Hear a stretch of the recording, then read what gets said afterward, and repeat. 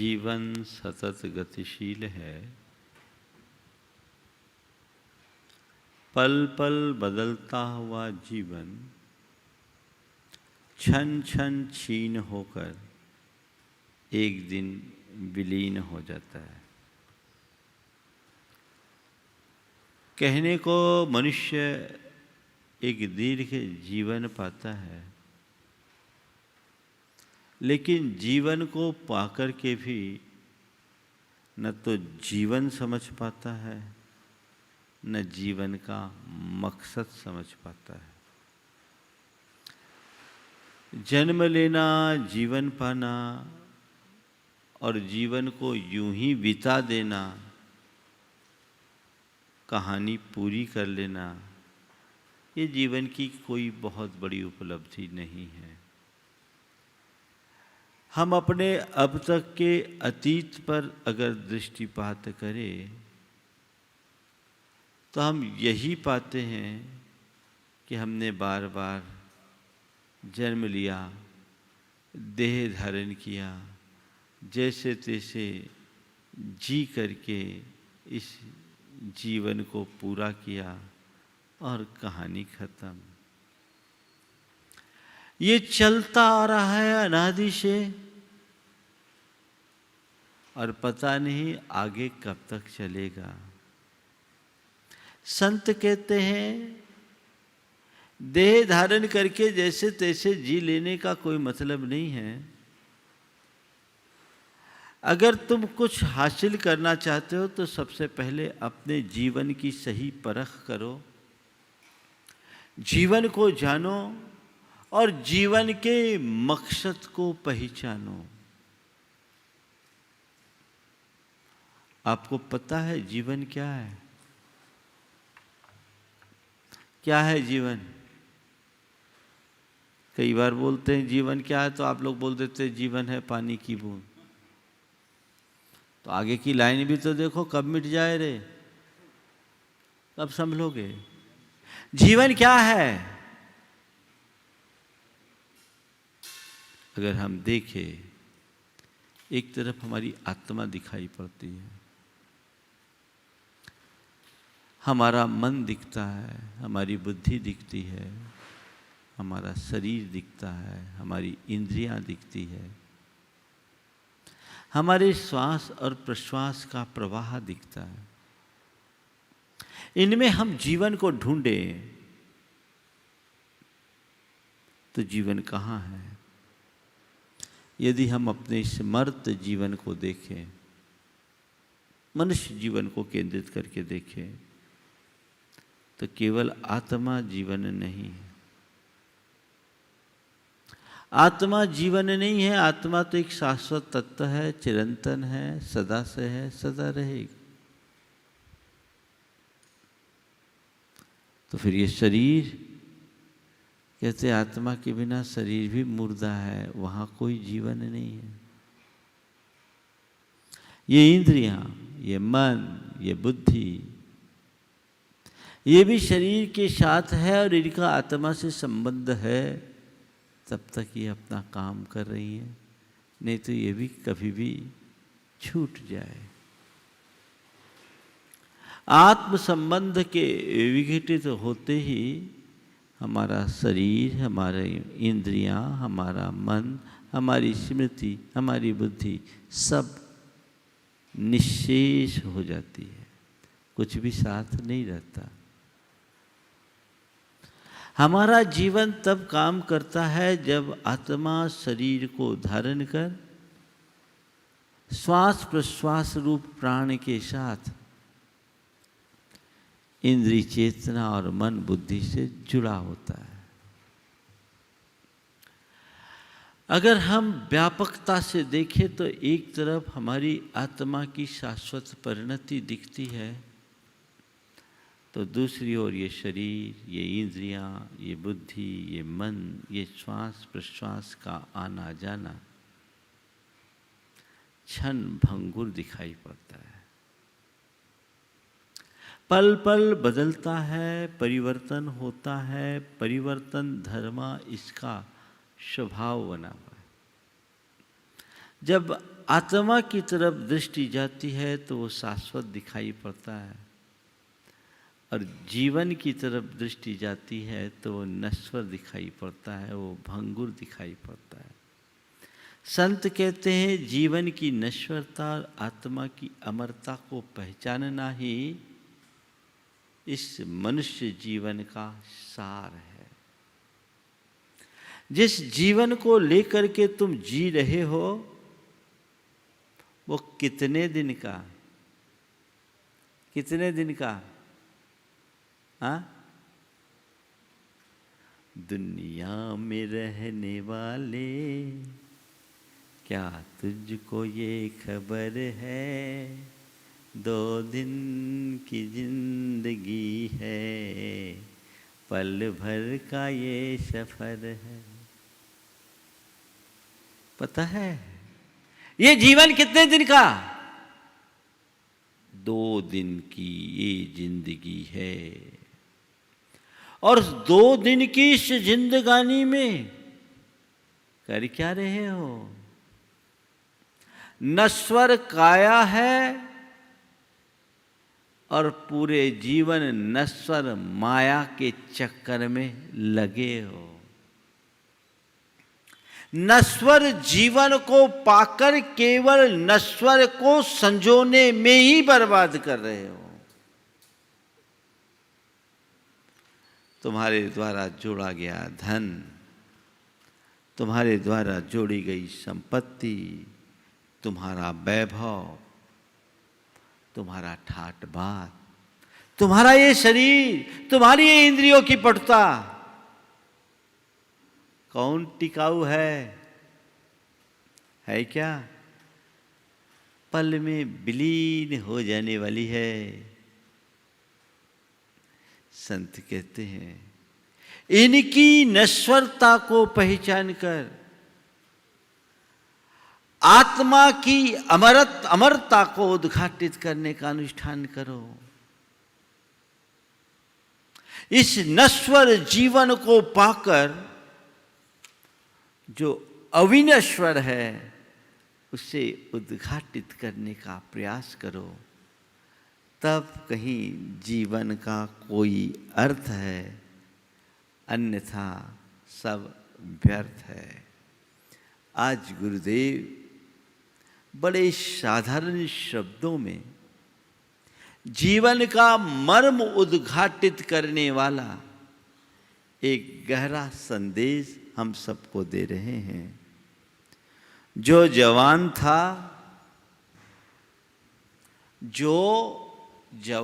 था बूढ़ा होकर वह पूरा हो गया।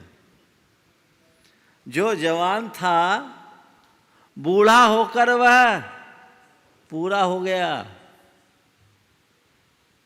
बात समझ में आ रही है? कौन था जवान? कौन था जवान? बोलो। हाँ, मैं नहीं, ये ऊपर का जीवन। जीव नहीं जीवन, आत्मा नहीं शरीर। जो जवान था बूढ़ा होकर वह पूरा हो गया। एक दिन सबको पूरा होना है। तो भैया बूढ़ा होकर पूरा होने के पहले अपना काम पूरा कर लो तो सार है, नहीं तो सब बेकार। किसी ने बहुत अच्छी पंक्तियां लिखी, इस जहां में न जाने क्या पार कारनामे कर गए। इस जहां में न जाने क्या कारनामे कर गए। बीए किया, एमए किया, नौकर हुए, पेंशन मिली और मर गए। यही तुम्हारे जीवन की उपलब्धि है। आखिर तुम्हारा ध्येय क्या?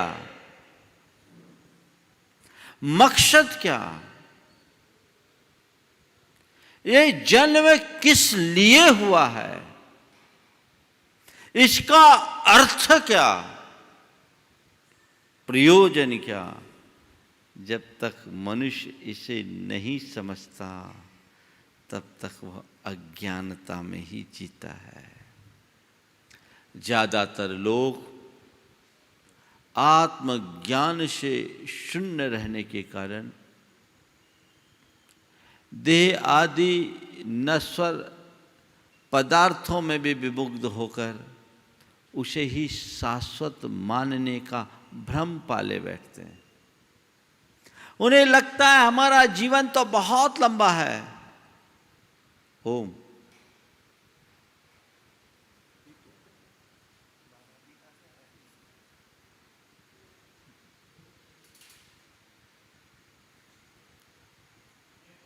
हाँ,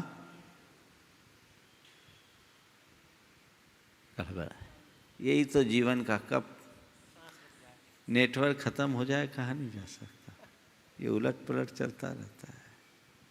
मैं आप सबसे कह रहा था, ज़्यादातर लोग इस नश्वर जीवन को ही शाश्वत मानने का भ्रम पालते रहते हैं और नश्वर से ही आनंद खोजने का असफल प्रयत्न करते हैं। संत कहते हैं, इस धन वैभव में, इस सत्ता संपत्ति में, इन 5 इंद्रियों के विषयों में जीवन का सार नहीं है। जीवन का सार तो जीवन के शाश्वत स्वरूप को पहचान कर उसका सत्कार करने में है। ये नश्वर पर्यायों में न उलझो, अंदर के शाश्वत गुणों की तरफ दृष्टि रखो, उस आत्मा को पहचानो, तब कहीं जाकर हम अपने जीवन में कोई लाभ उठा पाएंगे, नहीं तो एक दिन जीवन खो जाएगा। संत कहते हैं, जम्मम मरणेन समम संपज्जयि यौवनम जरा सहिया लच्छी विनाश सहिया इहि किंच विनशास्यम मथी। जन्म मरण के साथ जुड़ा हुआ है, यौवन बुढ़ापे के साथ जुड़ा हुआ है और संपत्ति विनाश के साथ जुड़ी हुई है। न भी किंच विशास्यम अथी। इस संसार में कुछ भी शाश्वत नहीं है, ये समझ अपने अंदर विकसित होनी चाहिए। जो कुछ भी दिख रहा है वो अशाश्वत है और जो शाश्वत है वो तुम्हारे भीतर है। एगो में शाश्वतो आदा नाण दंसन लखनो शेषा में बाहिरा भावा सब्बे संजोग लक्षणा। मैं एकमात्र ज्ञान दर्शन स्वभावी शाश्वत आत्मा हूं। मेरे अलावा बाहर के जितने भी पदार्थ है वे सब क्षणभंगुर संयोग है, मैं नहीं हूं। ये समझ यदि तुम्हारे मन में जग गई तो जीवन की दिशा ही बदल जाएगी। वो दृष्टि होनी चाहिए, लेकिन ज़्यादातर लोग ऐसे ही रुलते हैं। जो जवान था बूढ़ा होकर वह पूरा हो गया। अरे पूरा तो होना है, काम पूरा करो तो जवानी का मान मत करो, सही उपयोग करो। एक बूढ़ी अम्मा जिसकी कमर झुक गई थी, कुछ खोज रही थी। एक युवक आया जो अक्सर उस बूढ़ी अम्मा का उपहास किया करता था, मजाक उड़ाया करता था, अक्सर उसका मजाक उड़ाता था। तो जब मजाक उड़ाया करता था, जो अक्सर मजाक उड़ाता था, उसने उसी मजाक के लहजे में उस बूढ़ी अम्मा से पूछा, अम्मा क्या खोज रही हो? अम्मा क्या खोज रही हो? क्या गुम गया? क्या खोज रही हो? उस अम्मा ने कहा, बेटा मेरी जवानी खो गई है, मैं उसे खोज रही हूँ। मेरी जवानी खो गई है, मैं उसे खोज रही हूँ। खोई हुई जवानी दोबारा नहीं मिलती, खोया हुआ जीवन फिर लौट के नहीं आता। संत कहते हैं, धन, यौवन और जीवन तीनों जल बुदबुद समान। इन तीनों को पानी के बुलबुले के समान समझो और इसका सही प्रयोग करना शुरू करो। तब कहीं जाकर हम अपने जीवन में कोई सार्थक उपलब्धि घटित कर पाएंगे, अन्यथा सब कुछ व्यर्थ हो जाएगा, हाथ में कुछ नहीं होगा। आज 4 बातें आप सबसे करूंगा। अर्थ, व्यर्थ,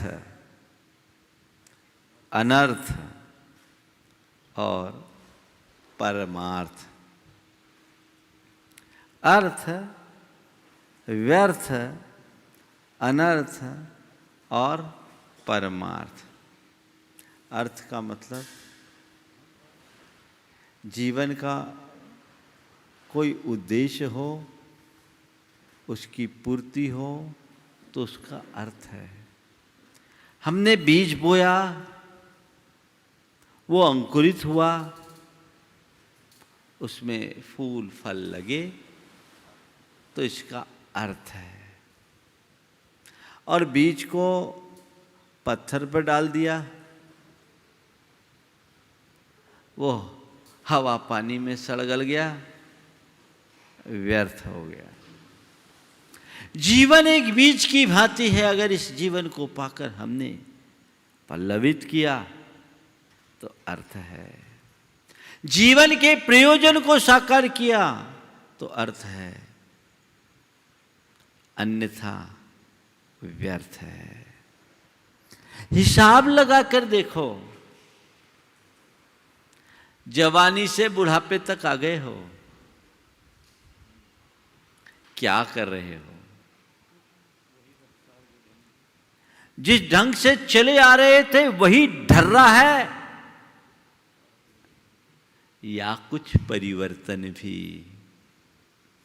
अगर उसी ढर्रे में बंद करके चलोगे तो कुछ भी हासिल नहीं होगा, और अपना रंग ढंग बदलोगे तभी जीवन का लक्ष्य पूरा कर पाओगे। तो जीवन का कोई अर्थ होना चाहिए, वो व्यर्थ न जाए। ये कीमती मनुष्य जीवन को मैं यूं ही खवा दूं तो ये कतई अच्छी बात नहीं मानी जाएगी। जीवन मिला है, इसका लाभ उठाओ, इसका रस लो, इसे निचोड़ो। इस नश्वर जीवन से भी हम कुछ पा सकते हैं, लेकिन लोग हैं लंबी चौड़ी जिंदगी जी लेते हैं, पर उसके बाद भी जीवन का सार नहीं पाते, जीवन को यूं ही व्यर्थ कर देते हैं। मैंने सुना कि भगवान ने एक बार मर्तलोक में 4 प्रकार के प्राणियों को उत्पन्न किया। गधे को, कुत्ते को, मनुष्य को और आदमी को। गधा, कुत्ता, मनुष्य और आदमी। गधा, कुत्ता, बंदर और मनुष्य, चारों को 30-30 साल की उम्र दी। चारों को 30-30 साल की उम्र दी तो गधे ने कहा, रही हमारी 30 साल की उम्र तो बहुत ज़्यादा है, खटना पड़ेगा, आदमी के आगे बड़ी परेशानी होगी, हमारी उम्र कम हो जाए। कुत्ते ने बोला भाई 30 साल तक आदमी के आगे दुम हिलानी पड़ेगी, ये भी हमारी उम्र ज़्यादा है। और बंदर ने कहा ये 30 साल तक उछल कूद कौन करता फिरेगा। तीनों भगवान के पास चले गए। अब भगवान से कहा भगवान हमें इतनी उम्र नहीं चाहिए। उनके पीछे पीछे आदमी भी चला गया। बोले भगवान हमने हमारे साथ 30 साल की उम्र दी, इन सब के बराबर हमारी बराबरी कर दी बंदर गधे कुत्ते और बंदर से। अरे हम आदमी हैं, हमारी उम्र तो ज़्यादा होनी चाहिए। अरे 30 साल में तो हम पढ़ेंगे लिखेंगे ब्याह शादी करेंगे, उसी में पूरा हो जाएगा। जी मैंने कहा मज़ा तो उसके बाद ही होगा ना। तो कहते हैं भगवान ने कहा ठीक,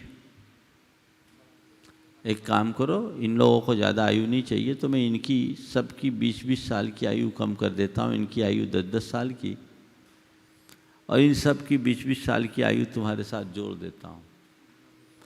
तो 30 तो उसकी ओरिजिनल आयु थी, 60 साल की आयु 20-20 की और मिल गई, 90 साल की आयु हो गई।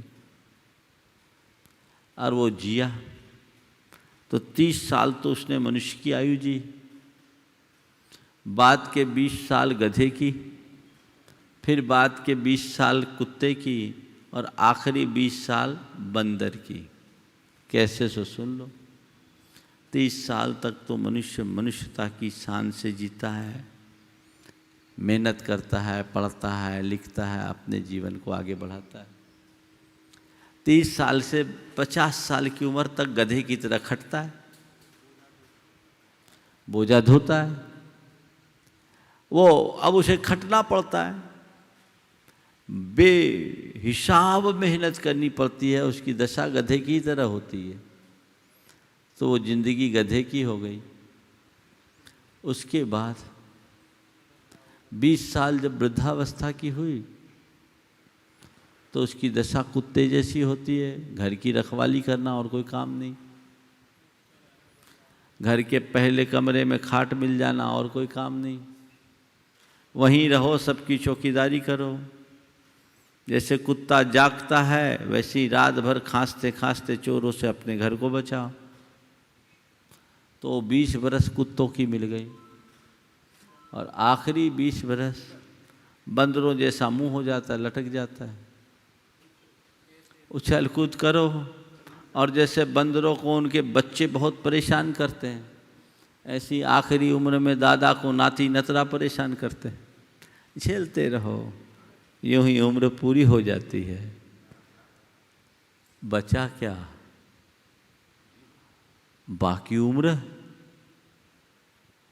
ये कथा काल्पनिक है, लेकिन इसके कथ्य को समझने की कोशिश करो कि आखिर हो क्या रहा है, जीवन में पा क्या रहे हो, कुछ नया कर रहे हो, या यूं ही सब सफाया हो रहा है। अगर नया करो तो जीवन में सार है, ऐसे सफाया हो तो सब बेकार। नया करने का प्रयास करो, अर्थ होना चाहिए, व्यर्थ नहीं। जीवन का अर्थ हो, व्यर्थ नहीं। पिता के 4 पुत्र थे, चारों को के मध्य उत्तराधिकारी के चुनाव का सवाल था। पिता ने चारों को बुलाया, बराबर रुपये दिए। महाराज कह रहे 25-25 दिए, चलो 25-25 दिलवा देते। चारों को बराबर पैसे दिए और कहा ये 4 अलग अलग कक्ष है, तुम्हें इन रुपयों से इन कक्षों को भरना है। बड़े बड़े कक्ष थे, और जो रुपया दिया गया वो उन कक्षों को भरने में पर्याप्त नहीं थे। अब बोला इतना बड़ा कक्ष और इतना सा पैसा, पैसा आखिर कैसे भरेंगे? तो एक ने दिमाग लगाया, कहा भाग्य आजमा लो, पैसा सट्टे पे लगा लो, आ गए तो 1 के 80 पा जाएंगे। उसने रुपये सट्टे में लगाया और दांव हार गया। दूसरा बड़ा कैलकुलेटिव था, दिमाग लगाया कि सबसे सस्ता क्या होगा। तो उसने कहा सबसे अच्छा है नगर निगम के कर्मचारियों से मिला जाए, और उससे कहा गया कि भैया एक काम करो, ये पैसे हमसे लो और तुम जो कचरा शहर से बाहर फेंकते हो ना, सब इस कक्ष में भर दो, ध्यान रखना 1 इंच जगह नहीं होना चाहिए। तीसरे ने दिमाग लगाया क्या करे, कैसे करे, वो उसी उधेड़ बुन में लगा रहा। चौथे ने भी अपनी तरफ से अभी कोई प्रतिक्रियाएं नहीं दी। निर्धारित तिथि में पिता ने चारों पुत्रों को बुलाया, पूछा क्या किया। पहला मुंह लटकाए खड़ा था, पिताजी भाग्य ने साथ नहीं दिया, हम पैसा हार गए, अब कुछ कर नहीं पाए। हम पैसा हार गए, हम कुछ कर नहीं पाए। पिता ने कहा बेटा ये तो अनर्थ हो गया,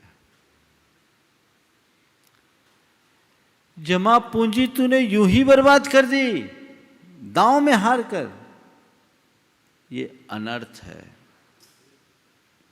दूसरे से पूछा, बोले क्या हाल है? बोले पिताजी पूरा काम हो गया, खचा खच पैक। जब उसके महल की तरफ बढ़े, दूर से ही तेज बदबू, पिता को नाक में रुमाल लगानी पड़ी, और जैसी दरवाजा खोला, खचा खच भरे मकान से, कक्ष से कचरे का ढेर नीचे की ओर गिरा। पिता के कपड़े भी खराब हो गए, उसे बचाव के लिए पीछे की ओर भागना पड़ा। बोले क्या ये क्या है? इसी से बड़ा? बोला इससे सस्ता और क्या होगा, आपने जितने पैसे दिए उतना काम हो गया। अब तीसरे से पूछा तुमने क्या किया? बोले चलो,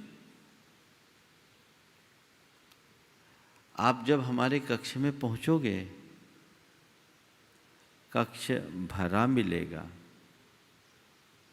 कक्ष भरा मिलेगा। गया तो देखा कक्ष में कुछ नहीं था, पूरा कक्ष खाली था, अंधेरा था। एक टेबल रखी थी, उस टेबल पे एक तस्वीर थी, एक दीपक था और एक अगरबत्ती का पूड़ा, और वहीं माचिस।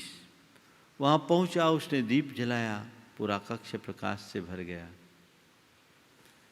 अगरबत्ती जलाई, पूरा कक्ष सुवास से भर गया। दीप जलाया, पूरा कक्ष प्रकाश से भर गया।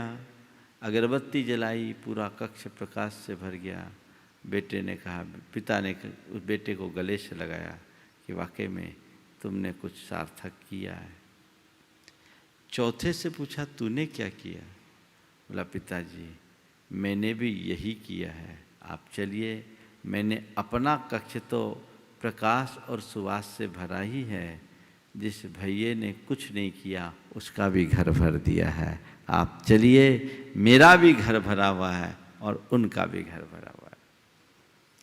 पहले ने अनर्थ किया, दूसरे ने व्यर्थ, तीसरे ने उसे अर्थ दिया, पर चौथे में परमार्थ। हमारा जीवन हमें मिला है, हम देखें अनर्थ और व्यर्थ से ऊपर उठे या नहीं। अगर उसका कोई सही प्रयोग करे तो कोई अर्थ है, नहीं तो सब व्यर्थ है और अनर्थ है, इससे बचो। और जहाँ तक बने जीवन के अर्थ को उद्घाटित करते हुए परमार्थ को जगाओ, खुद को ज्ञान से भरो और औरों में ज्ञान बांटो, अपने जीवन को संवारो और औरों के जीवन को संवारने का मार्ग प्रशस्त करो। यही हमारे जीवन की सार्थक उपलब्धि होगी। अन्यथा एक दिन सब छूट जाने वाला, हाथ में कुछ नहीं आने वाला। ये धन पैसा, ये ठाट बाट क्या होगा? सब धरा का इस धरा पर धरा ही रह जाएगा। ये मनुष्य को समझना चाहिए। विडंबना यही है कि आदमी अपने जीवन की आखिरी सांस तक ही नहीं समझ पाता। कब समझोगे, कब चेतोगे, कब जागोगे? ये जीवन 2 दिन का है, इसका सही प्रयोग करो तो गुरुदेव वही प्रेरणा देते हैं। जो जवान था बूढ़ा होकर वह पूरा हो गया। अगर किसी जवान व्यक्ति से कहा जाए कि भैया कुछ अच्छे कार्य करो, अरे अभी हमारी उम्र कहाँ है, अभी नहीं करोगे तो कभी नहीं कर पाओगे। अभी तुम कह रहे हो अभी मेरी उम्र कहाँ, बाद में तुम्हारे मुख से निकलेगा अब उम्र कहाँ, हाथ में कुछ नहीं रहेगा। अभी करोगे तभी संभल पाओगे, अभी नहीं तो कभी नहीं। एक बार एक ने कहा, उससे कुछ प्रेरणा दी, कहा बुढ़ापे में देखूंगा।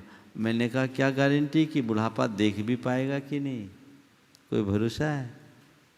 बुढ़ापे में देखूंगा, आज अगर संभल गया तो संभल गया, कल को किसने देखा? कल तेरा बुढ़ापा आएगा या नहीं इसका भी कोई पता नहीं है, कौन जानता है? इसलिए सच्चाई को समझते हुए जीवन को सही रास्ते पर ले चलने का प्रयास करना चाहिए। एक सेठ था, अपार धन वैभव था, लेकिन उसके हृदय में प्रगाढ़ आसक्ति थी, धर्म की रंच मात्र रुचि नहीं थी। उसकी पत्नी बड़ी धर्म श्रद्धालु थी और उसका मन इस बात को लेकर बड़ा व्यथित रहता था कि मेरे पति केवल धन पैसे के ही चक्कर में पड़े रहते हैं, वे अपने जीवन को यूं ही व्यर्थ कर रहे हैं। आखिर उनके हृदय में धर्म के प्रति रुझान कब होगा? वो अपने पति को भांति भांति के उपदेशों से समझाने की कोशिश करती, लेकिन उसके पति पर इन सब बातों का कोई असर नहीं पड़ता। उसे तो केवल एक ही लक्ष्य दिखता, पैसा पैसा और पैसा, धंधा धंधा धंधा और केवल धंधा। बस एक ही धुन, धंधा धंधा धंधा, धन धन धन। इसका विपरीत प्रभाव ये पड़ा कि पत्नी अंदर ही अंदर टूटने लगी। उसके साथियों सहेलियों ने उससे पूछा भी आखिर बात क्या है, तुम दिनों दिन इतनी गमगीन मायूसी के साथ क्यों रह रही हो? उसने कहा मेरे पास धन वैभव और ठाट बात की कोई कमी नहीं, मुझे और किसी चीज़ की चिंता भी नहीं है, लेकिन अगर मुझे कोई चिंता है तो मेरे पति देव की। आखिर इनको मैं कैसे समझाऊं कि ये 24 घंटे उनके पीछे लगे रहते हैं, जो जीवन में लंबा किसी के साथ नहीं जाता। इन सब के मध्य कुछ धर्म के क्षेत्र में भी तो आगे बढ़े। संयोगतः है उस नगर में एक दिव्य ज्ञानी का आगमन हुआ और सेठानी उन संत के चरणों में जाकर अपने मन की व्यथा प्रकट की। संत ने उसकी बात सुनी और कहा, कोई बात नहीं, तुम जाओ और अपने पति से केवल इतना कहना कि संत प्रवर ने किसी विशेष कार्यवश आपको बुलाया है, किसी विशेष कार्यवश आपको बुलाया है। उसने सोचा, चलो संत ने बुलाया है तो मुझे चलना चाहिए। वो वहाँ गया, नमन वंदन किया, आशीर्वाद दिया, कुशल क्षेम हुआ। उसके बाद संत ने एक लकड़ी का टुकड़ा, चंदन की लकड़ी का छोटा सा टुकड़ा था, उस सेठ को दिया कि सेठ जी आप इसे थोड़ा संभाल लेना, क्योंकि अब मैं बूढ़ा हो गया हूँ। जवानी से मैंने इसे संभाल रखा है, अब बूढ़ा हो गया हूँ, पता नहीं कब पूरा हो जाऊं। तो एक काम करो, आप इसको रखना और जब मैं परलोक में आपको मिलूं तो आप वहां मुझे लौटा देना। परलोक में ये आप मुझे लौटा देना। अरे महाराज, परलोक में कोई चीज ले जाई जा सकती है क्या? कैसे ले जाएंगे? नहीं नहीं, बात ऐसी है, जिनको धन पैसों से मोह नहीं होता वो यहीं छोड़ के जाते हैं। जिनको धन पैसों से मोह नहीं होता वो अपना धन वैभव यहीं छोड़ करके जाते हैं। इसलिए मुझे लगता है कि और कोई ये काम नहीं कर सकते हैं। तुम इस कार्य को करने में सक्षम हो, क्योंकि तुम्हारे हृदय में धन पैसे का प्रगाढ़ मोह है, और जब तुम अपना इतना सारा वैभव अपने साथ ले जाओगे तो मेरी ये छोटी सी लकड़ी तो ले ही जाओगे, और ये परलोक में तुम मुझे लाकर लौटाओगे तो मुझे बड़ी खुशी होगी। सेठ एकदम आश्चर्यचकित रह गया, उसके आंखों का अंधेरा छट गया। उसने कहा, ठीक कहते हैं गुरुदेव, ये मेरा भ्रम था, ये मेरा अज्ञान था, ये मेरा मोह और मेरी मूर्छा थी कि मैंने अपने जीवन का बहुभाग उनके पीछे बिता दिया जिसका एक कण भी मेरे साथ जाने वाला नहीं है। मुझे तो यही चाहिए था कि जो जीवन में अर्जित धन संपत्ति है उनका मैं उपयोग करूं, उपभोग करूं, सदुपयोग करूं, औरों के लिए उपयोग करूं, और अपने जीवन को सीमित संसाधनों के मध्य प्रसन्नता से व्यतीत करूं। लेकिन ये मेरी बड़ी भूल हुई। आपने बिल्कुल ठीक कहा। मेरी पत्नी रोज ठीक कहती थी कि जो साथ जाए उसे अर्जित करने की कोशिश करो, जो छूटने वाला है उसके पीछे पागल होने में क्या अर्थ है।